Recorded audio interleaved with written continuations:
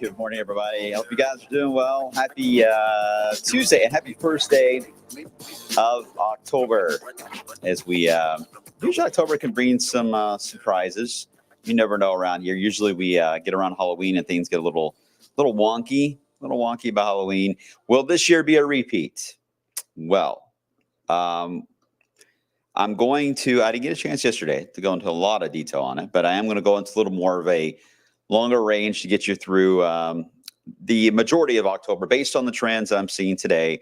I will do that. I'm not going to go too much beyond that just because I'm still working on that because that is part of the, of course, winter forecast that'll be out coming up at the end of this month on Halloween night on the Wave Weather app. So bear with me on that as I sort out all those details. But certainly some changes I do think are coming down the road. More on that in just a few minutes. As always, you guys can comment on social media. You're doing that already this morning. Appreciate all your comments as always. And if you have any questions, we'll get to some of those coming up at the very end. Kevin's like, please, no more rain. There's one more round of spotty showers today and downpours, and then I really see a fairly extended break coming our way. I'll explain coming up here in just a few more minutes. All right, let's get you outside where we've got another soupy morning, right? Yeah, another round of where fog has been around and lifting. We can at least see some of the more of the tops of the buildings in downtown Louisville compared to even 10 minutes ago. So that has improved. It will continue to improve as we saw yesterday. It just kind of lifts up, and then eventually you get into a partly cloudy sky. But as I mentioned yesterday, the sun works against you in this scenario because it is a little colder above our heads, and we're trying to warm the ground up, and there's still enough moisture around. All that combines together to fill the clouds right back in again, and then you get those spotty showers. So if you stay mainly cloudy in your neighborhood today, I doubt you'll see much in the way of rain. If you get a little bit of sun, you may actually get a downpour that will pop very close to you. So that's how the trend will go until a cold front moves in for this evening. So that is going to be finally what will kick the leftovers here, which are still part of Helene, out of here. And we can finally stop talking about at least the current impacts from Helene and focus on supporting all of our friends and family that have been impacted, obviously, into the mountains all the way to the coast. All right, visibility still restricted there into Jarvisville, the Clark County Airport, 1.5 miles, 5 at Ollie, which is decent to as far as like impacts. You don't always get the river fog, especially to go all the way down toward areas around the airport. So that is a little restricted. I don't think it's as bad as what it was earlier, certainly, but it is lifting in all of our sites, and we'll continue to see that trend throughout the morning hours. Okay, so here's a look from space. You can actually see what looks to be a little bit of clearing, actually. It's formed there to the south. Otherwise, we get a decent amount of low clouds, kind of a soupy setup. This is where you're going to get some spotty showers. Are going to try to form today ahead of the actual front that are tracking. This front itself is tracking off to the south into the east. Easy to see that movement to the Midwest, right? This is the sloppy end to Helene here with the spin that really is evident is what it was. It's still there, but it's getting really smushed, if you will, by our front that is moving in from the west. Now, this front's not going to have a whole lot to work with on moisture just because Helene took so much out of the atmosphere. There's not a whole lot to go around. But this front will try. So I think there'll be a little bit of a spike, especially when it passes through, which would be roughly sunset this evening. And you can see trying to scoop up that moisture. Certainly the deeper moisture is around, say, Washington, D.C., the nation's capital, more on the eastern side of that spin. For us, limited amounts. So some of you won't even see a drop this front today.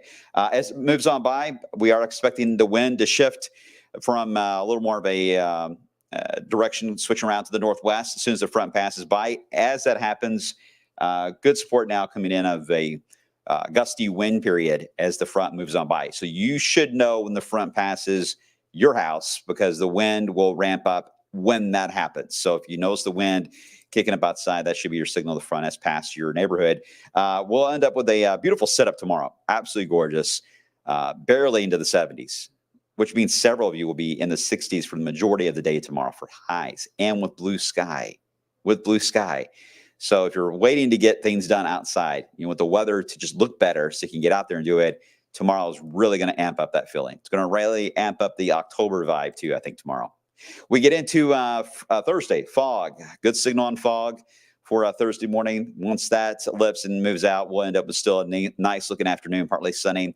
A little warmer, and I think we do get into the 80s as we hit it this weekend. You see a bit of an increase in clouds on Friday. There is a front that'll scoop on by here Friday into Saturday. It'll try to scoop up some moisture and pulls at least some cloud cover, but I don't see right now any showers coming out of that. I think most of that's going to stay, unfortunately, around the mountains, but it doesn't look heavy. It's just spotty light showers. So, but we'll keep an eye on that as it drifts to the north. As far as that wind I mentioned earlier, again, a bit of a gust that will take place right when the front passes by in that 9 to 10 o'clock hour. You see that little bump at about 30 miles per hour. It's certainly possible as it moves on by, and it will be a much cooler wind too. All right, so what's ahead of us? Well, the tropical wave, we're still watching that too into the Gulf of Mexico, but overall support is still there to keep it overall into the Gulf. It may develop into a named system. It may not. It may just stay a very big blob of showers and thunderstorms. The models still haven't really figured out what to do with it. For us, a front arrives Sunday. That front will likely keep whatever's going on here to the south.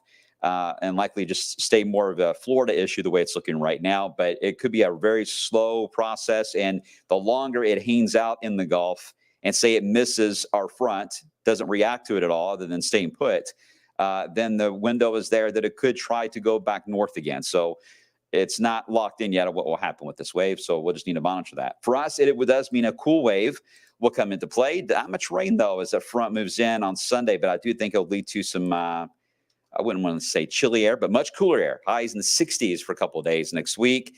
And then another round of fronts try to drop in down the extended. So what is the trend as we head further into October? Well, I think overall, you're going to get into a stormy period. Here's Kentucky right here, by the way. You're going to get into a stormy period for Aleutian Islands, Alaska, into portions of the Rockies. They will likely deal with some early snow for them again in this area. It's going to be active. I think for us, it'll be relatively quiet until we get to the latter half of the month, the last 10 days of the month. Of course, that would include Halloween. The last 10 days of the month are signs that we may have what we call the lovely stretched polar vortex, which causes what we call a cross-polar flow. So cold air will try to be on the move and may slip into the United States. Again, that would be the last 10 days of the month. I don't know yet how far south it would even make it, if it would even get here or not. But the signal is there, at least for perhaps that early shot of cold air. We'll see. Right now, if you're curious, the Long Range Euro Ensembles only have one small chance for a few flakes, and that would be in November is where it has it. We'll see. We'll see on that. All right, let's get you to the 10-day, and then I'll wrap it up here. Any questions on this? You can see the 10-day, by the way. A lot of days where we have just a really, really quiet weather. I mean, gorgeous. It will be warm this weekend. You see those 80s that are showing up, so I don't want to downplay that. It will be a warm summer feel this weekend, but a nice, pleasant fall evening with dry air. And then there's that cool shot of air in the 60s for next week. All right, guys, fairly quiet, right? So that gives us plenty of time to watch weather systems coming into play. When it's quiet like this, we get a lot of a heads up in advance, a lot to monitor. So I promise you I'll keep you updated as we go through the next few weeks ahead. All right, take care, guys. I will see you coming up on midday at 11 a.m. Behave yourselves. I'll see you coming up on the flip side here today.